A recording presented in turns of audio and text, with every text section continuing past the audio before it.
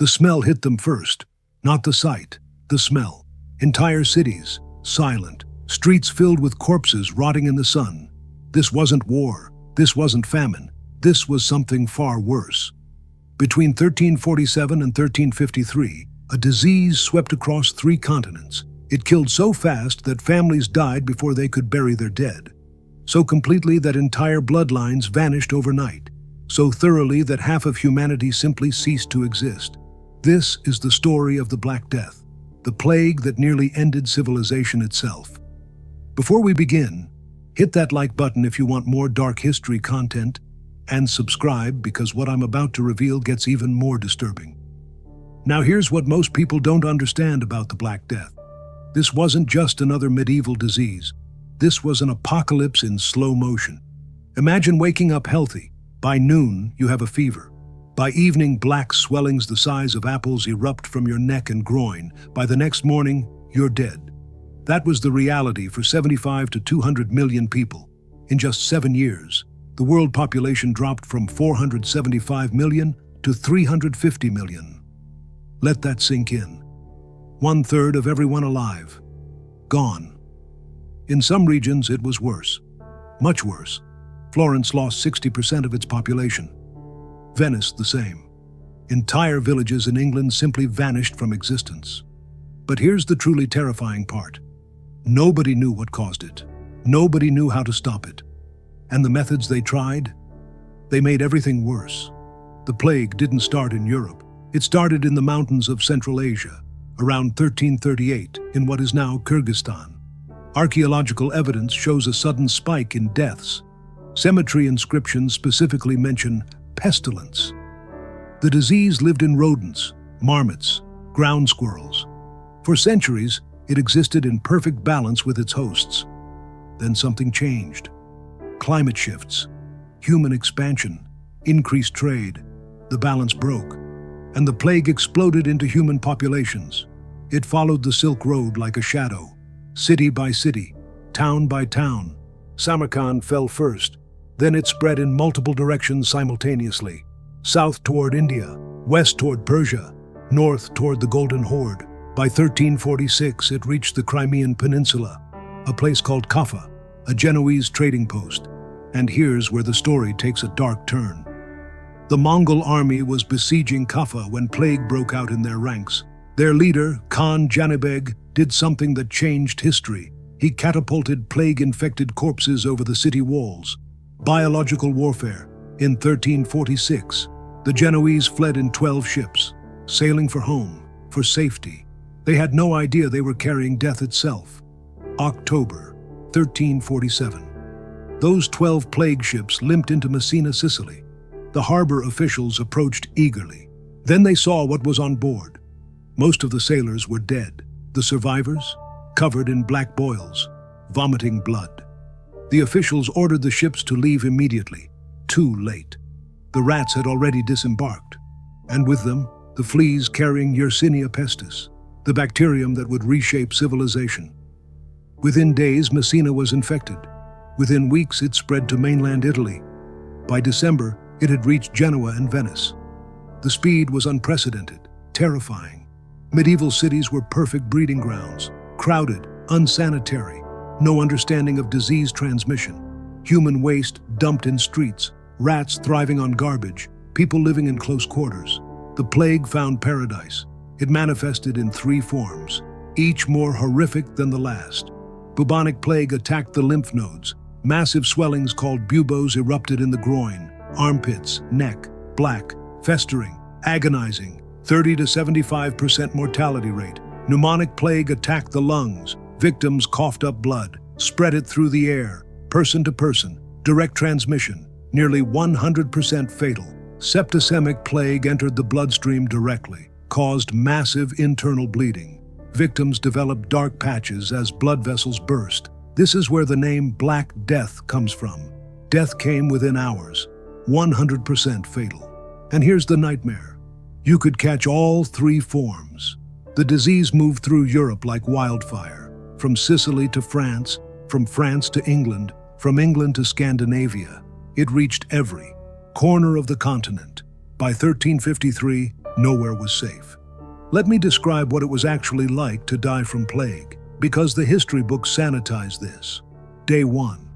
You feel fine in the morning. By afternoon, you have a headache, chills. You think it's just a cold. Day 2. The fever hits, 104, 105 degrees. You're delirious, hallucinating, then you feel it. A swelling in your groin or armpit, small at first, then growing. Day 3.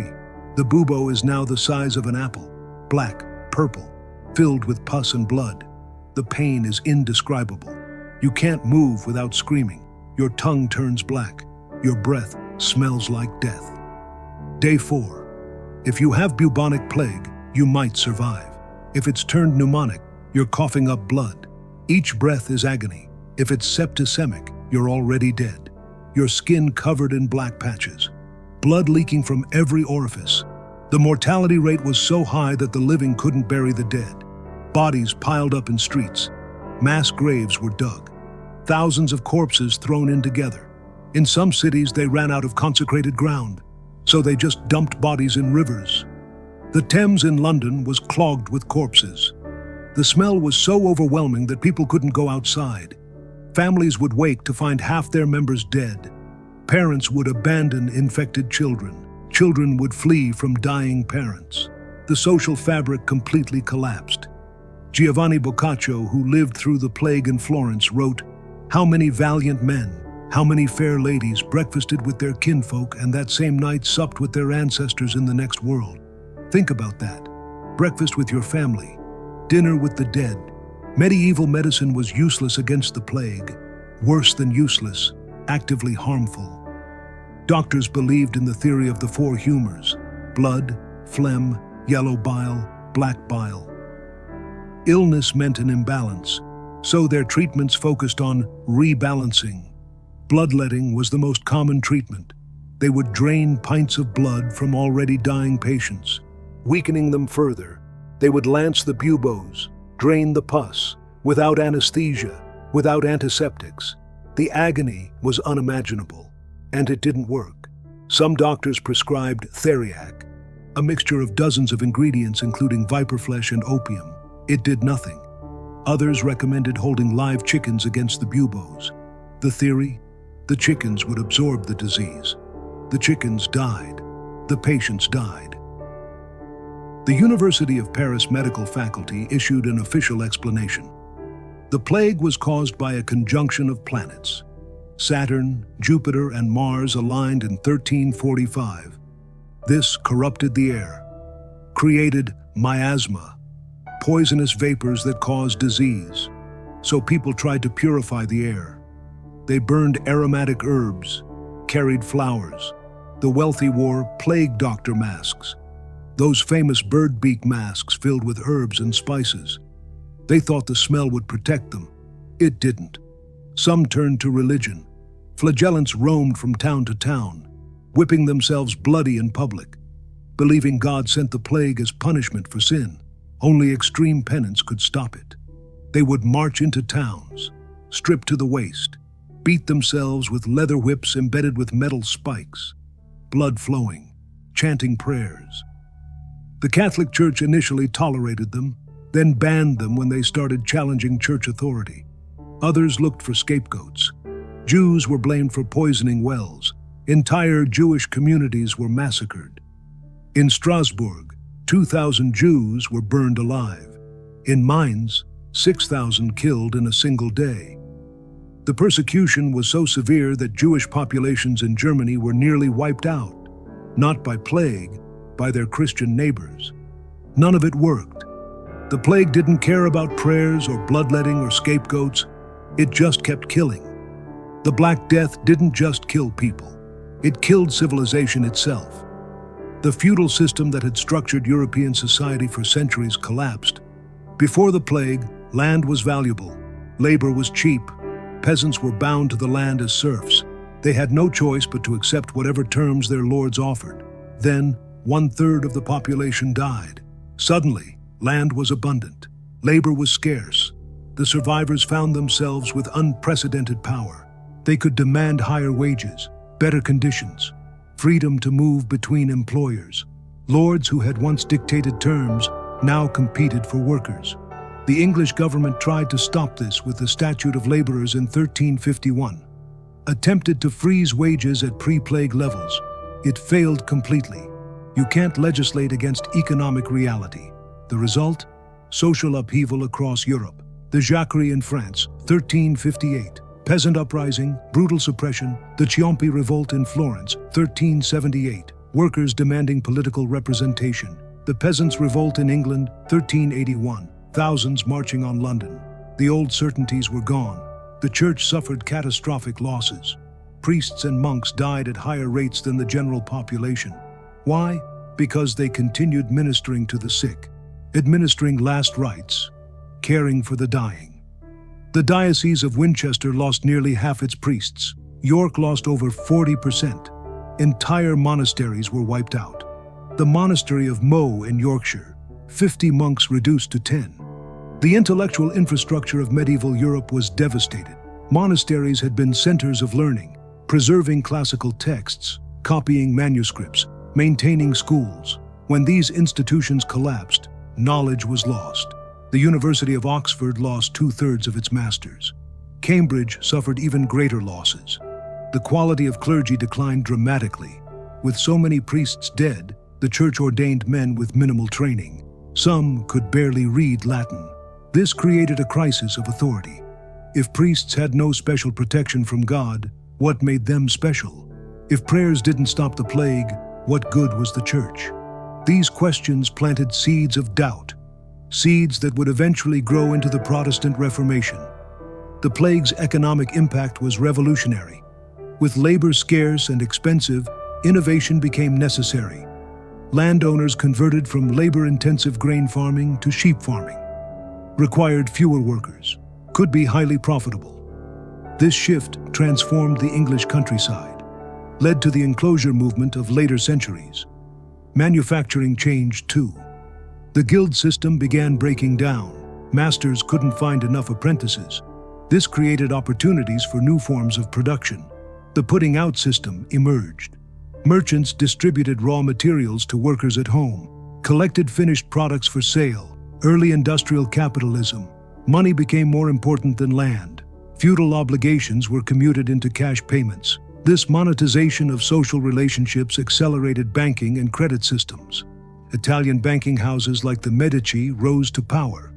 They financed the commercial expansion of the late Middle Ages. The standard of living for survivors actually improved. With fewer people and the same resources, per capita wealth increased. Better diet, better housing. Some historians argue the post-plague period saw the highest standard of living for ordinary people until the 19th century. But this came at a horrific cost.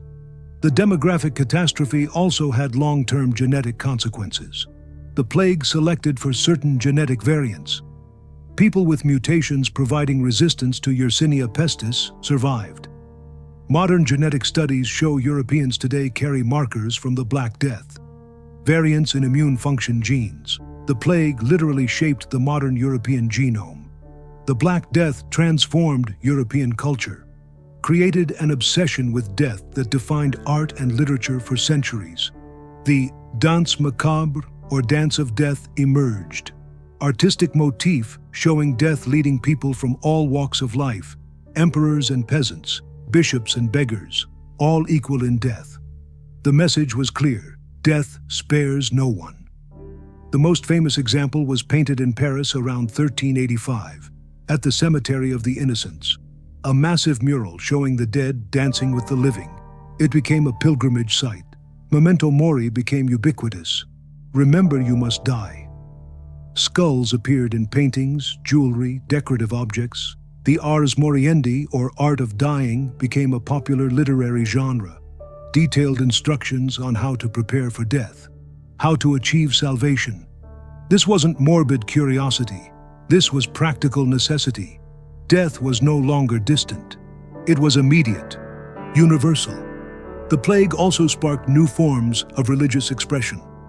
Flagellant movements swept Europe. Groups of penitents traveling town to town, whipping themselves bloody in public displays of penance. They believed only extreme self-mortification could appease God's wrath. The Catholic Church initially tolerated them, then condemned them in 1349 when they challenged church authority. Anti-Semitic violence exploded. Jews were blamed for causing the plague through well poisoning. This scapegoating was economically motivated too. Many Christians owed money to Jewish moneylenders. The plague provided a convenient excuse to eliminate debts, along with the creditors. The persecution was one of the worst episodes of anti-Semitic violence in medieval Europe. Literature reflected the trauma. Boccaccio's Decameron used the plague as a framing device. Stories told by young people fleeing Florence. The work's frank treatment of sexuality and mortality reflected how the plague stripped away social conventions. Chaucer's Canterbury Tales showed a society in flux. Traditional hierarchies disrupted by demographic catastrophe. Visual arts became more emotional, more dramatic. Religious art emphasized suffering, death, and redemption. The crucifixion took on new intensity. Artists depicted Christ's agony with unprecedented realism. The plague had made suffering universal. Art reflected this new understanding of pain as fundamental to human existence. The Black Death officially ended in 1353, but its shadow stretched across centuries. Europe's population didn't return to pre-plague levels for nearly 200 years. The social and economic consequences persisted even longer. Thousands of villages abandoned during the plague were never reoccupied. In England alone, nearly 3,000 settlements vanished. These lost villages became archaeological sites, silent testimony to the plague's devastating impact. The demographic changes had profound political effects. The centralization of power accelerated. Kings and princes found themselves ruling smaller but more manageable populations, with reduced noble opposition and greater resources per capita. This contributed to the emergence of the modern state system. The plague influenced the development of medicine and public health. The pandemic demonstrated the limitations of traditional medical knowledge, created pressure for new approaches. Quarantine systems were developed in Italian city-states. Venice established the first quarantine in 1348. Ships from infected areas had to wait 40 days before entering port. The word quarantine comes from 40 giorni, 40 days. These public health measures became standard tools for controlling epidemics. The institutional frameworks created to manage plague response evolved into modern public health systems. The plague also influenced European attitudes toward government and authority. The pandemic showed that traditional authorities could fail catastrophically. This awareness contributed to demands for more accountable governance. The concept of the social contract had roots in the plague experience. If rulers couldn't protect subjects from catastrophe, perhaps subjects had the right to seek new forms of government. The Black Death killed 75 to 200 million people, 1/3 to 1/2 of everyone alive. It destroyed the medieval world, shattered the feudal system, challenged the Catholic Church's authority, transformed the economy, and reshaped European culture. But here's the final lesson. Humanity survived. The survivors rebuilt, adapted, innovated. From the ashes of the medieval world emerged the Renaissance, the scientific revolution, the Enlightenment. The plague had been humanity's darkest hour, but it also became a catalyst for some of our greatest achievements. The disease that nearly ended civilization ultimately helped create the modern world. If this hidden history shocked you, hit that subscribe button. I've got more dark truths about the past that your textbooks never covered. Drop a comment telling me what historical catastrophe you want me to investigate next. And remember, the Black Death taught us that civilization is fragile, but human resilience is stronger than any plague. Thanks for watching. I'll see you in the next one.